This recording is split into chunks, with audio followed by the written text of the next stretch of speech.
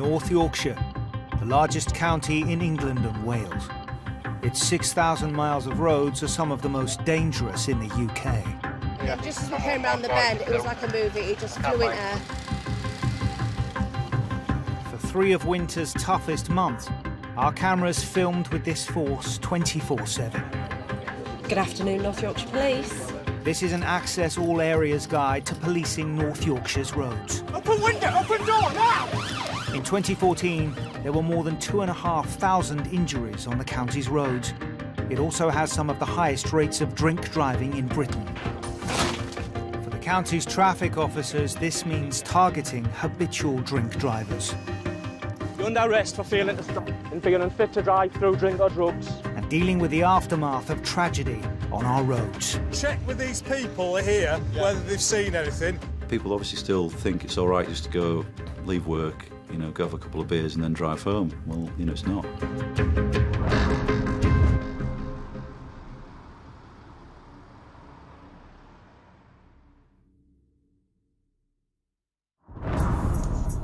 Every week, North Yorkshire's traffic officers deal with at least one fatality on their roads. Coordination of these officers takes place at the Force Control Room in York. Police emergency. Here, more than 180 specially trained staff process up to 1,000 calls every 24 hours. You through to the police, how can I help? It's late afternoon. A member of the public has called in to report an accident. A car just literally got off the road in front of me. He was actually going a million miles an hour. Right, okay, what road are we on, please? I'm near Mid-Hall Lane, if that's any good. That is, thank you. Right, okay. He overtook about 3 of us, and then he's literally gone off into a field. Tell everyone at the scene that we're going to get him some help, right, and not to panic. The call is immediately dispatched to the nearest available traffic constable, Ken Riley.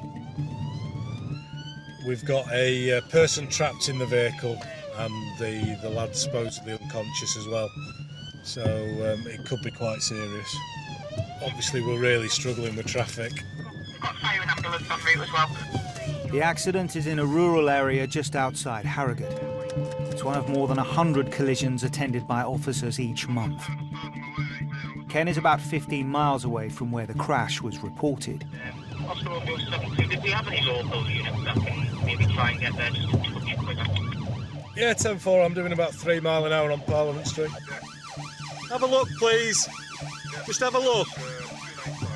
With the rush hour traffic, it'll take him about 20 minutes to get to the scene. You get frustrated with other drivers who pull out on you, but it's all about arriving in one piece to deal with the incident that we're going to rather than making another one. With a master's degree in engineering, Ken only came to policing in his 30s. Before I joined the police service, I was a collision investigator in the civilian sector, so I've got over 20 years of experience investigating road traffic collisions. 1656, fire brigade have shut the road at this end. Without doubt, I feel most comfortable dealing with road traffic collisions. I look at the aftermath and I can, I don't know, somehow work out in my head what's happened. All right, let's go see what we got. Hey, have you seen what happened? Or? Yeah, I was one that rang it in. Right, what did you see? We were coming back from the pub at Scotland, I just dropped my husband at work, and this fast car literally took over about 3 or 4 cars. Right, coming which way was it? This way. Coming this way, yeah. And just as we came round the bend, it was like a movie, it just flew in air. The car is surrounded by emergency services who are working to free the driver. It's clear he's very seriously injured. Initial is that the lad's unresponsive. All received. We've got a vehicle detail. Yeah, I'll just get those for you now. What you try and do when you get there, you take control of the scene effectively, and what I try and do is try and slow everything down so it's working at my time. Working alongside Ken is traffic officer Dave Minto. Dave, just go around there. There's a red Ford car with a lady and a young lad. Just get as much information from them as you possibly can. Leave it in situ and extend the scene beyond that, please. I've been on the job a little over 6 years now, and you've just got to deal with it. There's a lot of people, when you get there, want to talk to you. There's witnesses coming up to you. They're wanting to give you their version of events. Witness accounts are a critical part of their investigation and will help build a picture of events leading up to the crash. I went over to the vehicle and there was no signs of any breaths or any response or anything to me whatsoever. It's been 30 minutes since the accident was reported and time is running out for the driver. Fire brigade are just in the process of getting the person out of the car. At that stage we'll be able to get a medical assessment to see whether the lad's passed away or whether it's serious injury.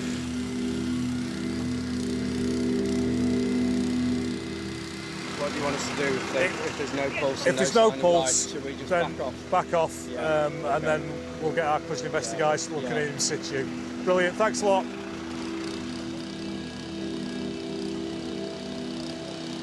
We're just waiting for confirmation from the paramedics via an ECG machine whether or not this lad has sadly lost his life. If we can just check with these people here whether they've seen anything. If they haven't, can you release them and get some cones about 200 yards down the road so that they're completely blocked and secure? Eventually, firefighters reach the casualty and paramedics can assess his condition. Has he gone? Yeah, okay. You want to come down and grab the keys off We've just had news there from the paramedics that have certified death, so it is a fatal road traffic collision, so we'll start investigating it as that from this point.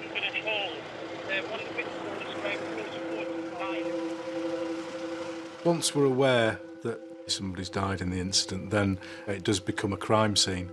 We then need to treat that with utmost care to make sure that we preserve all the evidence that we've got at the scene and collect it before it gets contaminated with other bits of evidence from the scene and other people. Number one job is to see if we can get some ID off this person. Not particularly the best job, but somebody's got to do it. As Ken tries to identify the deceased driver. 20 miles away in York, traffic officer John Kendall is responding to one of the most common calls received by the control room. We're going to go and act on a little bit of intelligence that we've got about a drink driver. A member of the public has called with a tip-off. And the information is fairly good that he drinks on Friday and Saturday evenings, about 5-ish in the evening, in this particular pub, and then drives back home. Traffic officers have been on the lookout for the driver for the past few weeks, so far with no luck. Somebody's taken the trouble to call the police. Somebody's passed on that information to us. And, you know, if I was that person, I'd be thinking, well, I want the cops to do what I've asked of them. I want to see this guy get caught. Anybody that drink drives and that we can take off the roads is a great result, and it's potentially saving people's lives. The pub in question now, it's up on our left-hand side. What we've got to try and do is look, see if we can see the vehicle. See if it's in the car park. No. So it looks like today it's not here.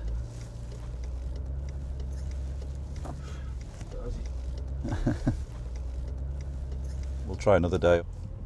It's just a matter of keeping going with it, really.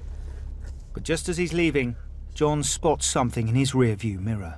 Yeah, I'll tell you what, I don't know if that's the car just pulling in there. That Mercedes, it's just gone down there. They just caught the front of the number of it. That's just going down, that car with the brake lights on in front of us there, as it turned off Shipton Road. I think deep down my gut feeling was that's him, that's the guy, so I'm determined now. Somebody's out of it now. We'll just have a little watch. He's parked it away from the pub car park, so I say fingers crossed that we can sit tight and wait for him to come back and see where we go from there.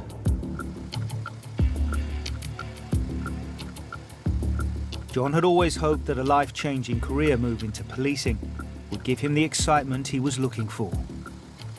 I was a bank manager before I joined the police, yeah, so a bit of a change of direction, really. Sometimes, if it's a cold, dark winter's night and not a lot's happening, you do something and think, what the hell am I doing? Why did I leave the nice comfort of a 9 to 5 warm office to come and do this? 90 minutes later, the suspect returns to his car. The lights have just come on. So it looks like the door's open, he's in the vehicle. If he has been doing it as often as the intel would suggest, he's riding his luck, I suppose, and taking a chance every time he gets in the car and every time he drives when he's had a drink. With the driver heading towards him, John moves to block him off.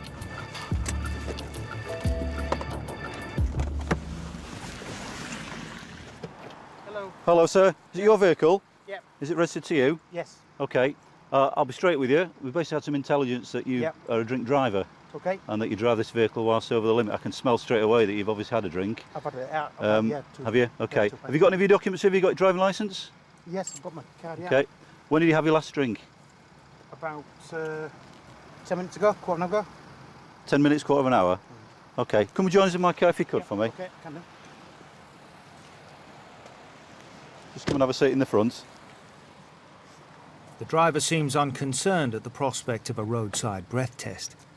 If he does prove to be over the limit, he could be facing an automatic ban, a £5,000 fine and up to 6 months in prison. OK, so I'll hold the device. Yep. If you just blow into it, I'll tell you to stop. Keep going, keep going, keep going, keep going, keep going, keep going. That's it, you've done it. Just grab that tube and just pull it back towards you there. OK, so all it's doing now is just calibrating. It's just analysing the breath that you've just given. And in a minute it'll come back with the result. OK, what that is, it says a fail 46. Right. OK, so the legal limit's 35. Right. So at the moment that says that you've failed the breath test. Okay. All right, so what that means at the moment is you are under arrest on suspicion of driving whilst over the prescribed limit. Okay. We're going to go up to Fulford Police Station and we'll carry out another test there and that will give us the definitive answer. A roadside breath test is not acceptable as evidence in court. To ensure a conviction, John needs to get a second sample back at the police station. Over the years I've seen people who got caught drink driving, suddenly they've got no car, they've lost their job, they've lost the family, you know, they've lost their home. Everything that they had has basically gone down the pan. Sadly, there are lots of people that still do it. John takes his suspect back to the police station in York to prove if he is over the legal limit to drink and drive. In Harrogate, Ken Riley is trying to build a picture of the events leading up to a fatal accident on a rural road. We've got the collision investigation team en route and we're just working now to make sure that we've got the scene extended as far as we possibly can to make sure that we've got any activity of the vehicle in prior to the collision occurring.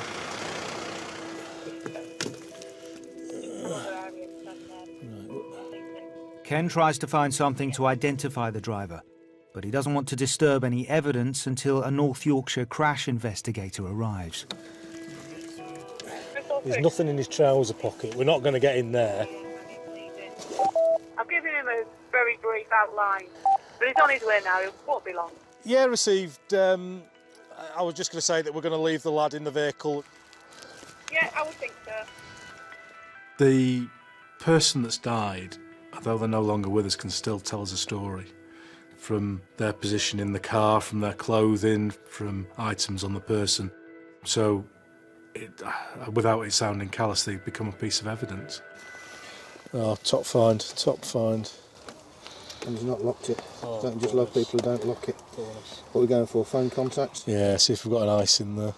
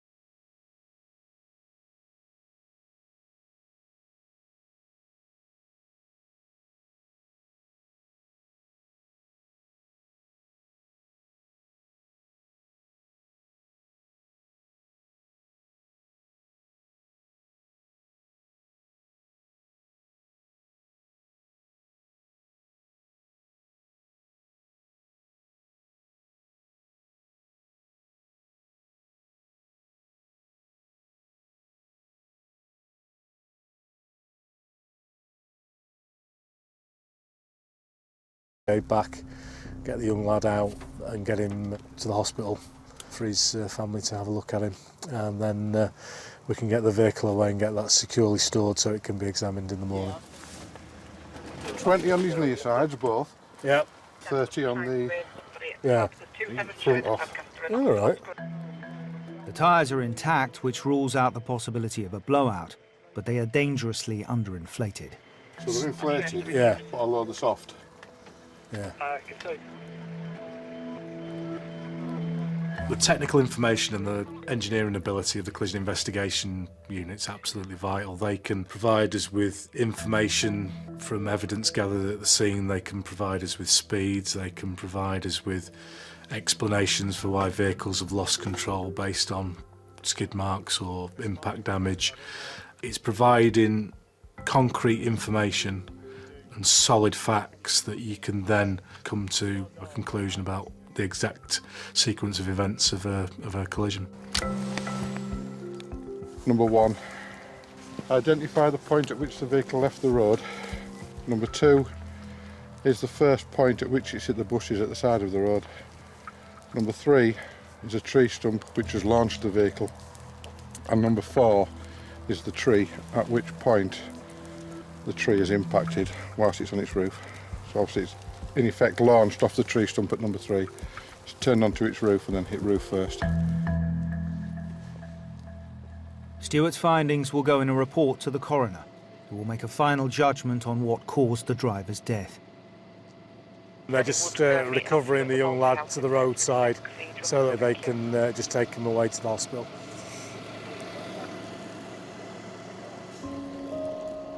Now the driver has been removed, Ken and Stewart can get a closer look inside the vehicle.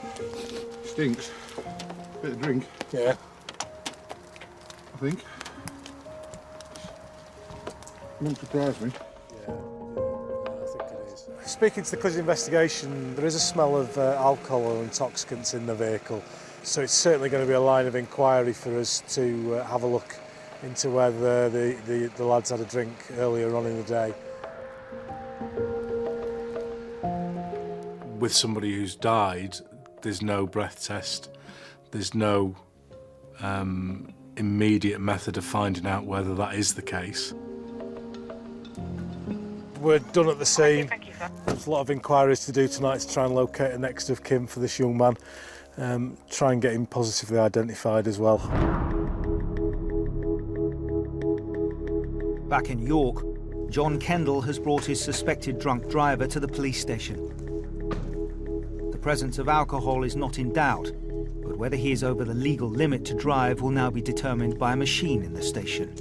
I've seen this gentleman driving his Mercedes car on Shipton Road in York, and the result of the breath test was a fail 46. So he's been arrested on suspicion of driving whilst over the prescribed limit and brought here so that we can carry out further evidential tests on the CAMIT machine. Do you understand why you're here? Yes, I do, yes. I'm going to put you on the CAMIT procedure to Understand accurately measure how much is on your breath. Yep. But also we can't deal with you until you're sober, so depending on what the results... I'm sober. Right, okay, well it depends on the results of that, okay, how long you're going to stay. So far, the driver seems unfazed by his predicament. I always go in there and have a couple of pints and drive home, so for me I didn't think I was taking a risk, no. So for me it's, not a problem. For 20 years I had a couple of pints after work, always have to. Don't see anything wrong with it. It's just life, innit? Despite the driver's insistence he's sober, his roadside breath test was above the drink-drive limit. If confirmed, it would result in an automatic ban. This is the machine that will give us the definitive evidential test. Right, ready to go then. So if you lean forward, form a seal, steady blow. That's it, keep going, keep going, keep going, keep going, keep going, keep going. That's it, you're done it. John has the breath samples he needs, but there's a problem with the readings. So far we've got 2 samples. The first one is 62, the other is mouth alcohol. We can't use those 2 samples. So we've gone through the procedure with Mike to sort out a blood sample, which he's agreed to. Maybe some spittle or something like that has got into the tube that he's blowing into, and that has distorted the results. So it's not able, the machine isn't able to calculate the result based on that. So when that happens, we then go to the next stage of the procedure, where we go to blood. Let me have a look at This is the best down. Is it? Oh, yeah. Finding a suitable vein to take blood also proves difficult, and John's running out of options. I've got him, I want to get him and do whatever I need to do to get that evidential sample so that then the courts can deal with it. We tried to obtain a blood sample, but unfortunately, because of issues with the gentleman's veins, we weren't able to do that. So we've stopped that procedure and moved to an alternative, which is to take urine. That's his sample, so now it's just an issue of a bail date, but also obviously considerations how long he needs to be kept here, given that his first sample that he did give me on breath was 62. You'd have to stay with us a little while in one of our cells, so follow me, I'll show you where it is. If you just pop your shoes off for me there, for me. I'm not a person who looks for trouble or you know, I'm normally, and I still think I am, a lot of bad citizens, so for me it's not a problem. Drink drivers are criminals, and we want to catch them. People obviously still think it's all right just to go, leave work, you know, go have a couple of beers and then drive home. Well, you know, it's not. With his breath test indicating the driver is likely to be over the legal limit, the police will keep him in custody while he sobers up enough to be released. 20 miles away at the police station in Harrogate, Traffic Officer Dave Minto has tracked down a friend of the driver killed in the fatal accident on a nearby road. I worked in engineering from the age of 17 up until I joined the job. And policing had always been in the back of my mind for a long time since I left school. I come into the job thinking I can make a difference here. It's David Minto, the traffic constable again at Harrogate. It was in the vehicle tonight that was involved in the collision on the road. In they'd die. Okay. I think when you've delivered that message and you've left that devastation behind... Thank you, bye-bye. I think it certainly puts a lot of things in perspective. You can look back and think, yeah, if I'd patrolled in that area 30 minutes ago, might I come across him, might I seen him driving a little bit waywardly, might I have stopped him. The incident might never have happened, but it did happen. That's a simple fact.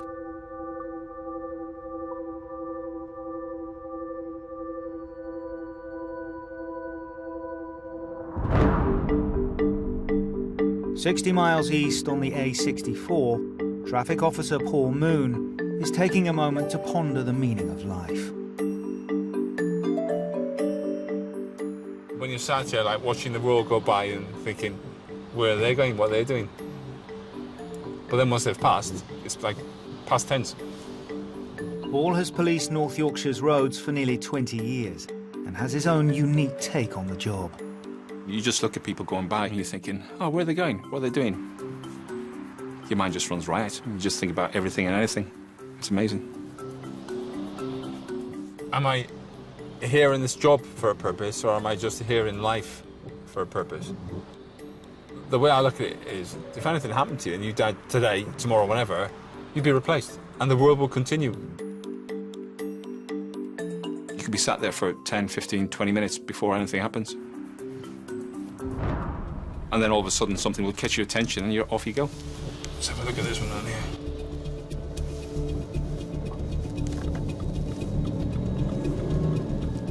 There's a pickup just gone by, and it's got loads of rubbish or household goods in the back of it. I just didn't see any straps on it or netting or anything. So I'm just going to have a look-see. This one here on the near side.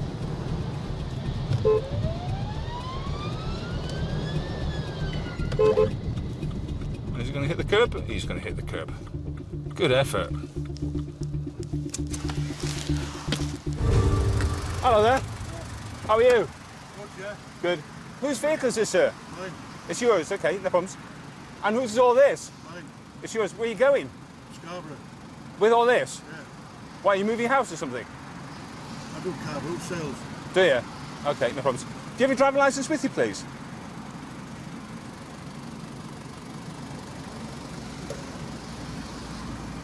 Thank you very much. What did you stop me for? I stop vehicles on the road to make sure they're all secure, safe, okay, and you've got the relevant documentation for it. Why did you stop this vehicle then? Because, I'll tell you in a minute, where's your securing straps for it? Push it down.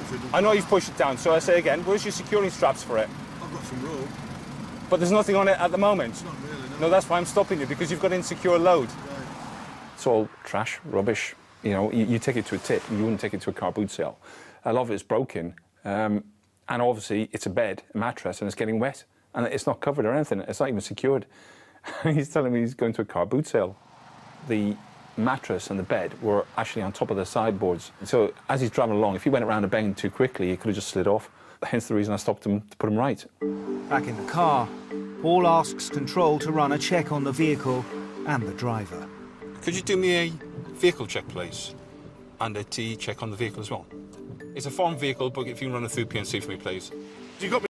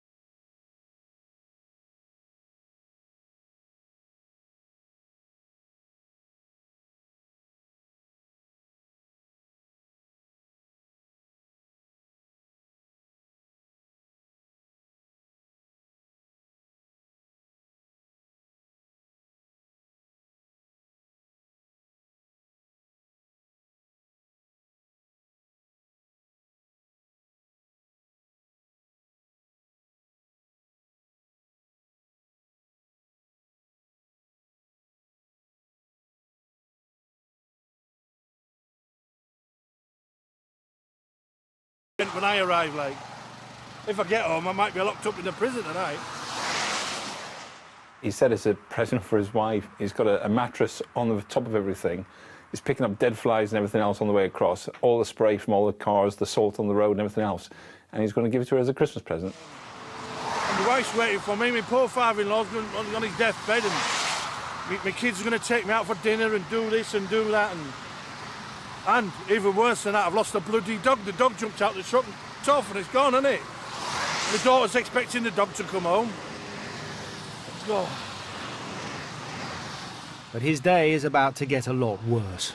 The chap has got a full driving licence. However, it was revoked back in 2007, so therefore he's driving without a licence or driving otherwise in accordance with a licence. So I've arranged for his vehicle to be seized already, unknown to him.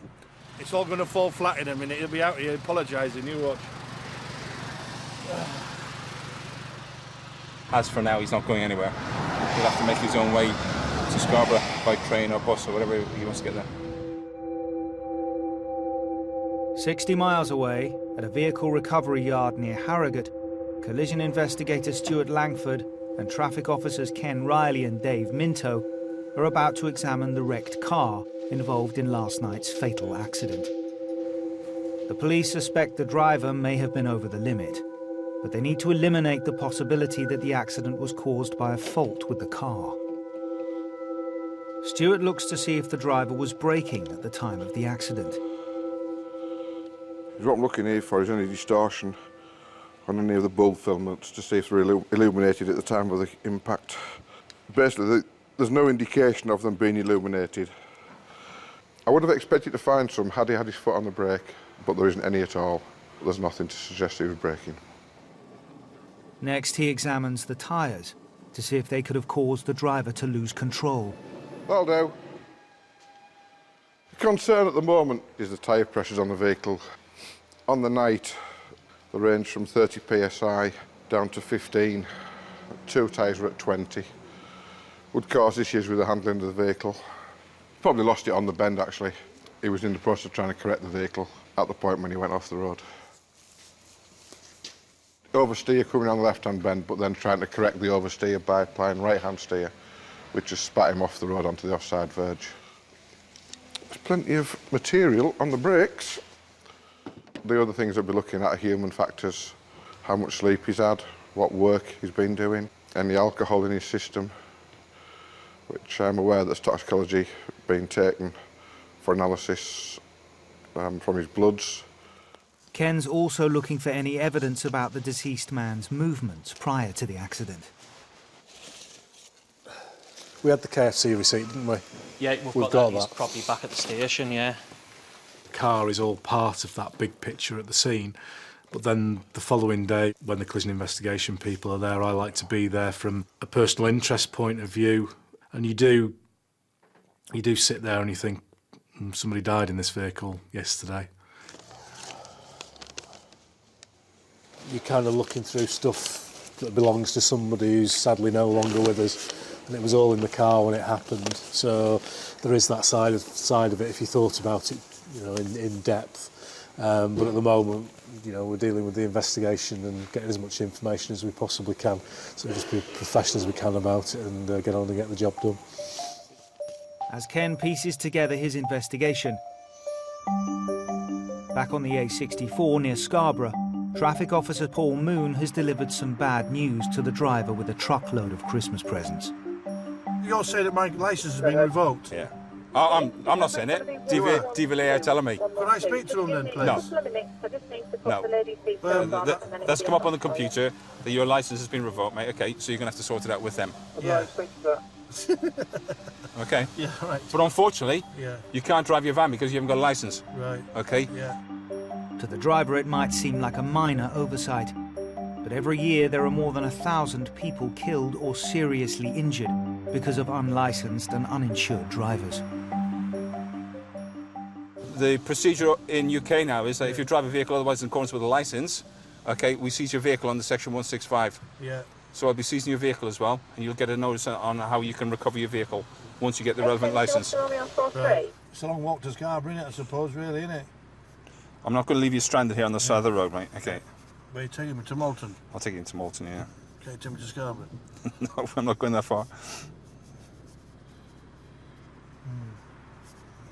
Can I make a phone call? You certainly can. Yeah, by all means. Can I borrow your phone? Well, you can use the in-car one if you want to. Can I? Yeah, yeah. Hello? And is that you, Deb? Yeah? It's me. I've been stopped by... It's your husband. Who do you think it is? I did have to laugh when his wife asked him, it's me. And she said, who are you? Can you pick me up? Can I just scroll down a minute? Yeah. I'm at the hairdresser's. All right. That's more important than the truck, innit? Well, I can't come. I've got a bloody colour on me and I've got to pick the grandson. From what I could gather was the fact that he lived in Southern Ireland and he came home, especially on Christmas, to see his wife, who lived in Scarborough full-time, because she manages a bar in Scarborough, but he lives in Southern Ireland. So they've obviously got this relationship where he lives in one country, she lives in the other country, and he comes home for special occasions, which I find bizarre. Can you pick him up from Moulton Police Station? Yeah. In about, I don't know, whenever you can come across and pick him up. When her hair's done. When's your hair finished? All right. Yeah, all right. How long will that be? Any ideas? I'll set off at 11 o'clock. Right, what I'll do, yeah, right, I'll get a van to come out, yeah, and you can put the stuff in the van, and I'll jump in the van. And jump in the van. Right. Is that all right? Yeah. Okay. With the truck and Christmas presents being seized, Paul shows a little leniency. Also, just so you're aware of it, okay? Yeah. On the back of your truck, when I stopped you, okay, none of it was tied down, mate, okay? Yeah. That's a dangerous load. Yeah. That's 3 points. Yeah. And a £100 fine. They're not doing me that as well, No, I'm not. Good. No. No. I did jam it in as much as I could, you know what I mean? But at the same time, yeah, it's insecure load. All right. I'll take point taken. During your career, you will meet some really hostile, aggressive people, you know, and it's really, really nice to meet a character like him because it does make you smile and makes your job, it makes the whole day a bit brighter. Even though it was raining at the time, it does make your day a bit brighter. Well, a lot of it's washing.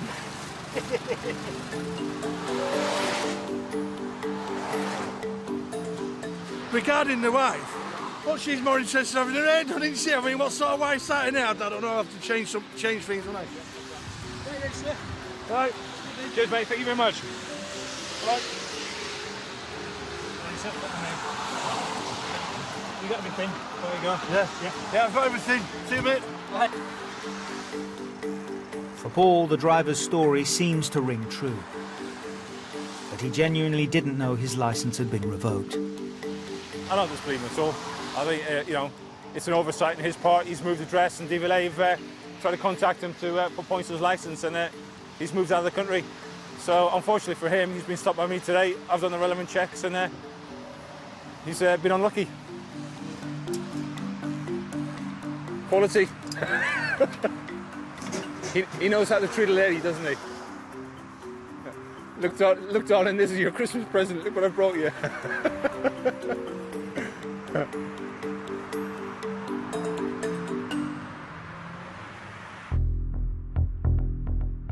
60 miles away, Ken and Dave are dealing with the tougher part of being a traffic officer.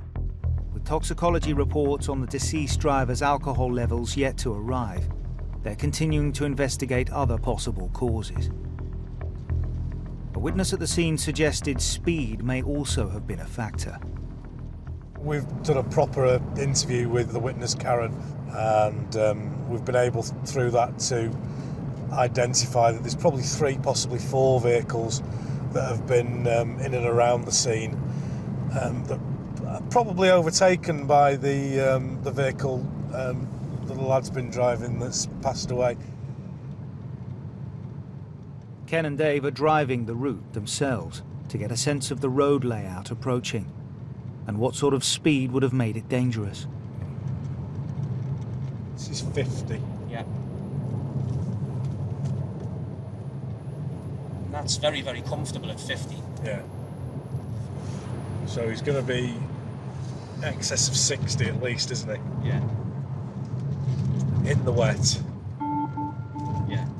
We've been very lucky that he hasn't killed somebody else as well as himself. If he'd gone off the road on the high street outside the takeaway, then he could have killed 10 or 15 people.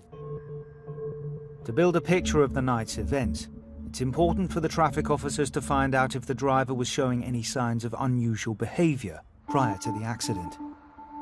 Yeah, there's going to be some turn of events in his life why he's done what he's done on that evening. You always start off with a number of possibilities for why a collision's occurred, and then you start to investigate those on the evening, on the following days, and you gradually cross out various things that could have happened. Ken's had a tip the driver was caught on CCTV cameras at a local DIY store earlier in the day. That's him now. There he is. I recognise the hat and the coat. 2:58 and 54 seconds he appears, Ken. 2:58. Yeah. When you're watching back CCTV of someone and you're watching it and you're thinking, you've only got an hour and a half, 2 hours to live, and you don't know. And that's quite sobering. Do you remember anything unusual, or was it just a normal? Nothing unusual, it was just a normal bloke. Yeah. Nella says, when do you want them done? Do you want them in the morning? No, there's no rush. I'll pick them up Monday night when I'm finished. All right, brilliant. Thanks again, thank you. See you later. Very useful indeed. We've been able to fit that in with our timeline. We've got a time now that he was here. We definitely know that from the timing on the video. We've got an idea of how he was acting personally from the gentleman who served him. He's described him as just acting normally, which is good for us. We know what sort of a mood he was and how he was projecting himself to other people. We've also got the fact that he's going to come back for the chainsaws on the Monday, so that just shows that he's planning ahead. Ken and Dave are satisfied the driver was showing no unusual signs on the day of the accident. It's now down to the toxicology report to find out if alcohol was the major contributing factor to his death.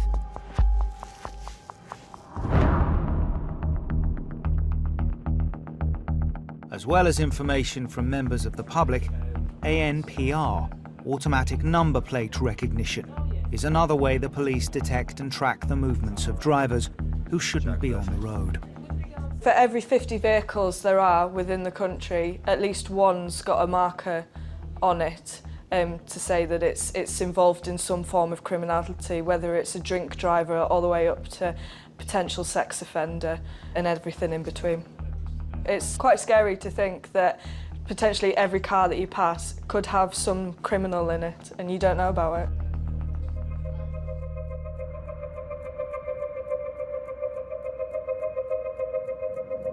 Traffic officer John Kendall is halfway through his late shift and heading towards York when an ANPR alert comes over the radio.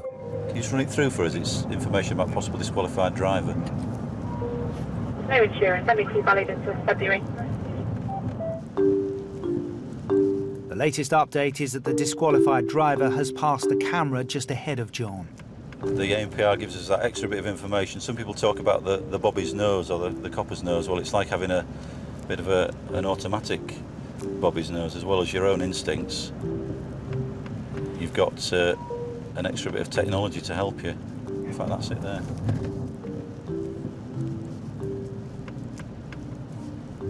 So a bit slow to react to us, not quite sure whether that means we're not stopping at all. John, go ahead, car 6, I'm at Tacapa. Vehicle is one occupant, whether it's female or male, unknown to me. We're on Hurricane Way into Sherburn Industrial Estate. Stand by, brake lights are on.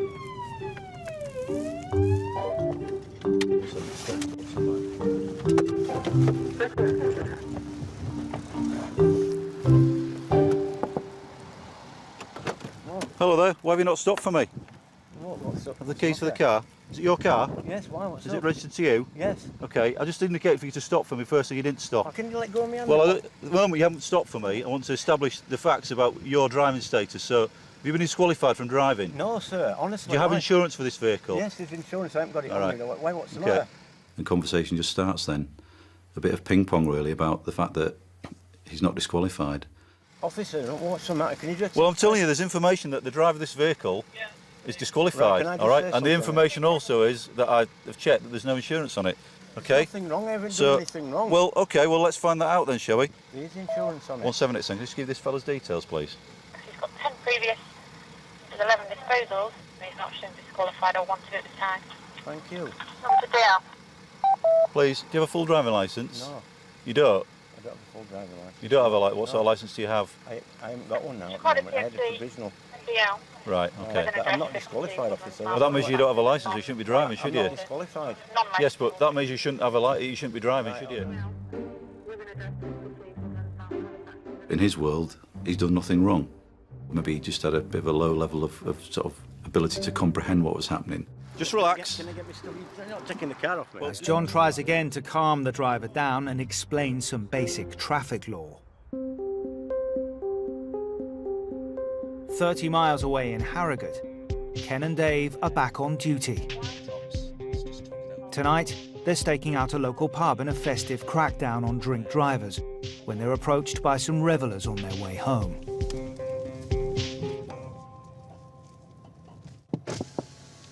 All right, Christmas. Oh, thank you very much, and to you as well. Christmas, are you How's all your right? night? Yeah, not too bad. Have you had a good night? Not too bad. Yeah. Can you drop us up near Court, can you? No, we can't. We couldn't even get. We've got no space in the car, unfortunately. Nice try. All right. Just as the officers settle into position to watch the pub, they spot a speeding car. A car went past us a little bit in excess of the speed limit. He'd just come out of the pub. I don't know whether he saw us initially in the lay-by or when we'd started to follow him. And I think he's just tried to chance his arm and get away from us. 174, it's Oscar Romeo 77. We've got a car that's feeling to stop at this time. Where's our nearest car? Any other officers advance train, if they can shout up their positions, please. Currently on Hall Lane, the speed is 50 miles per hour. Safe to continue. We're turning right onto Hall Lane.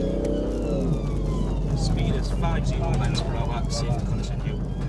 It's extremely dangerous, and it's a conscious choice from the driver in front of me to fail to stop.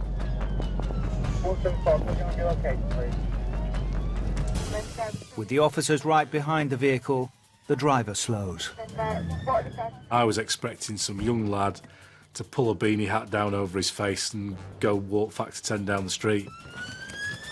Stand by, we're going to stop. I was in complete shock because the driver was in his 60s. Immediately, Dave smells alcohol. Down! You're under arrest for failing to stop. Being unfit to drive through drink or drugs.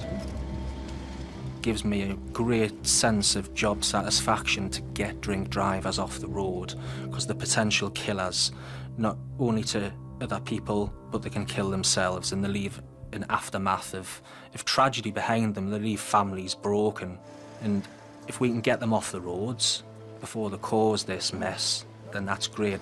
In you go, mate. Just watch this back.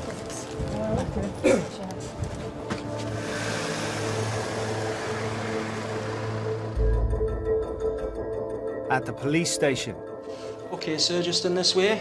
the driver is asked to take an evidential breath test. OK, sir, nice deep breath whenever you're ready. Keep going, keep going, keep going, keep going, keep going, keep going, keep going, keep going, keep going, keep going. You're nearly there, a little bit more, little bit more. Keep going, Mr. Williams. Just a touch more, sir. Little bit more. Just again, yeah, that's it, sir, brilliant.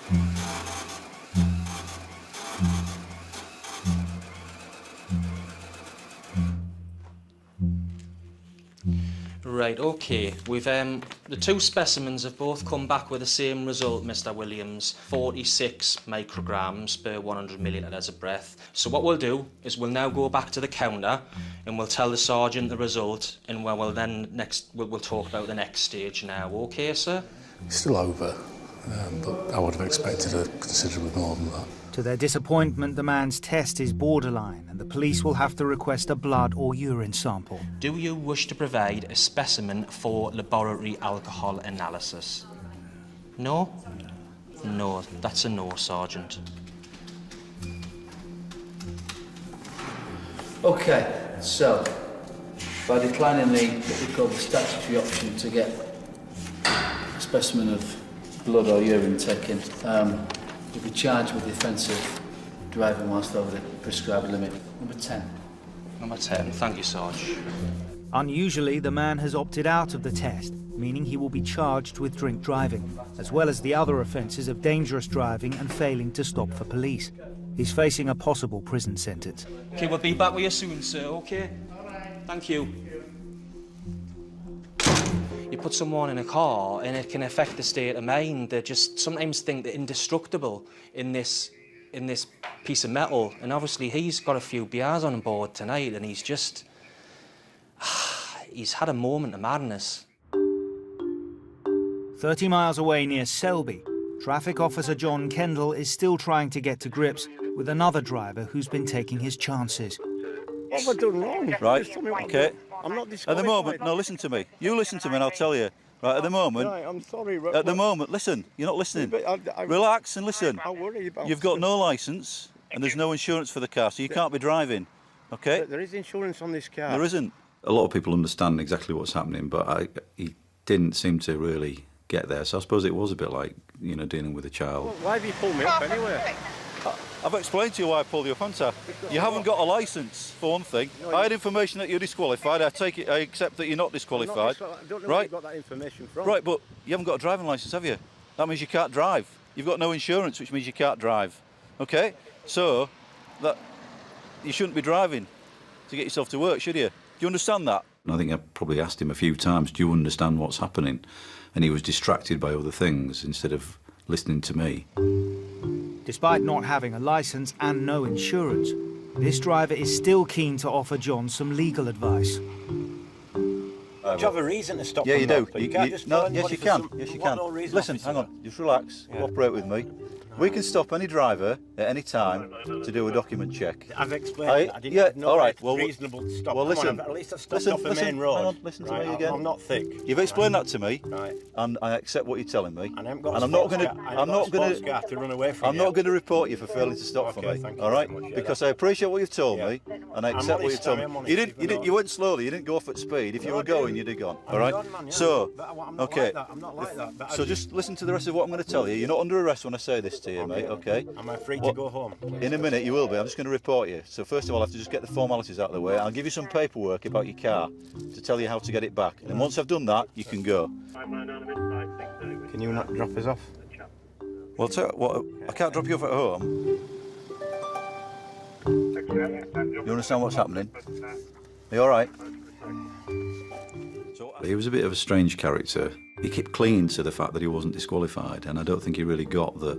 Never mind whether you're disqualified or not, you haven't got a licence, nor have you got insurance, so you need those things. So I think he was trying to justify things to himself in his own way, and hopefully when he goes to court, it'll become a bit clearer that he can't justify it, and he needs a licence, and he's going to get punished for what he's done. God forbid, you could have an accident that wouldn't even be your fault. Okay, because accidents happen, don't they, on the road? Yeah. And if you have an accident that's not even your fault, to get told by me. Yeah. If you have an accident, it's not you who's driving, son. It's the other car. Absolutely, that's it. Whether you're insured or not. Well, the thing is, if you have an accident like that and somebody is hurt or killed, then potentially it'd be prison for you. So are they normally looking at a fine then? Yeah. And some points probably, even though you haven't got a licence. So, all right. So get yourself a driving licence.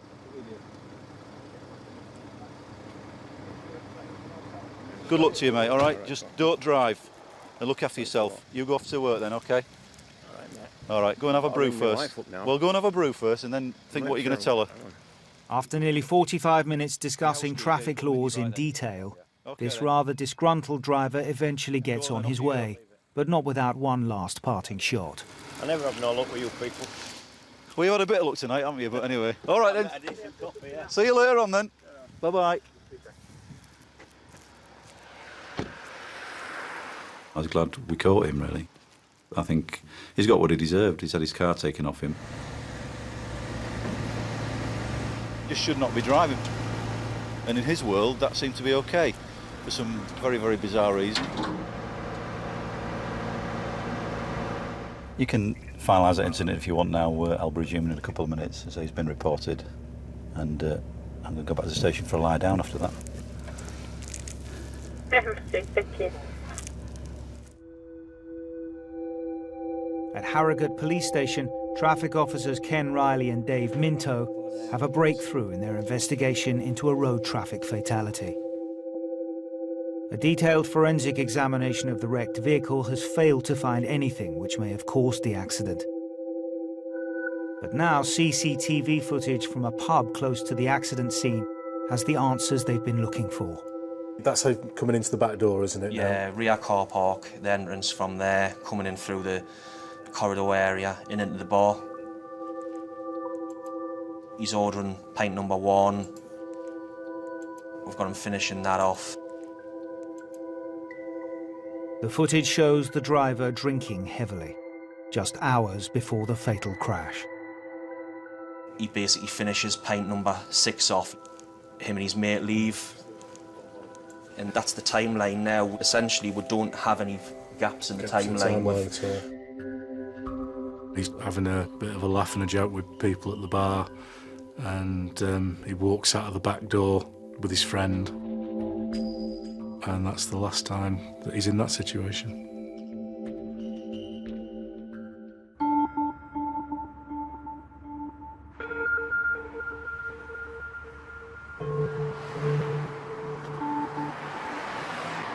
We had a reasonably good idea of the amount that he'd had to drink prior to the collision, and the toxicology was confirmation of that.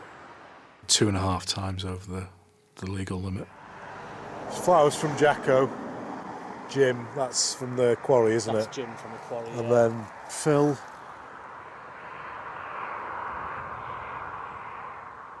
For me personally, dealing with the scene and the dead body and the car and the carnage at the scene doesn't really affect me anymore. It's it's part of the investigation process, and everything is evidence, obviously treated with the utmost respect, but it's evidence.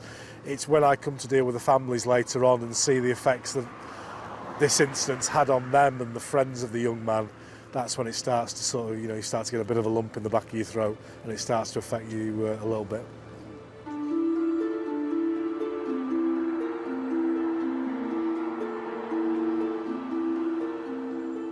It affects everyone. It's not just about one person dying on a road in the middle of nowhere after having a drink. It's about the effect that has on everyone else. So if you get yourself into a situation where you maybe think I'll have one and then I'll drive home, and you end up chatting with your mates and you have two, and then you have three and more, just ring a taxi or get on a bus or a train or walk home. Just don't get in your car.